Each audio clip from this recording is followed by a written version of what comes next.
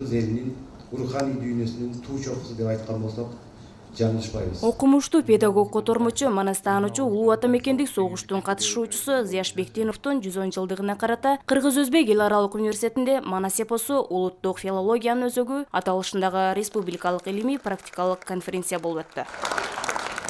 Ал Манастануу эли менен байланыштуу уюштурулган окуу жайдын китеп көргөзмөсү менен өз ишин баштады. Түштүк чергесинде жайгашкан окуу жайлардан келген коноктор көргөзмө менен таанышып чыккан соң университеттин чоң жыйындар залында конференциянын пленардык жыйыны иш чараны улантты. Ал эми алыс каймактардагы окуу жайлардын илимпоздору бул конференцияга онлайн форматында катышты. Мында Кыргыз-Өзбек эл аралык университетинин ректору профессор Чаткалбай Арайымбаевдин жана чакырылган сый коноктордун куттуктоосунан кийин Манас эпосун жана Зияш Бектеновдун илимий чыгармачылыгын ачып көрсөткөн баяндамалар жасалды. Андан соң конференция секциялык иштерде улантылды. Жыйынтыгында илимпоздор жыйынтыктоочу пленардык жыйынга чогулуп, резолюция кабыл алуу менен илимий практикалык конференция өз ишин жыйынтыктады. Бүгүнкү иш чара өз максатына жетти деп ойлойбуз.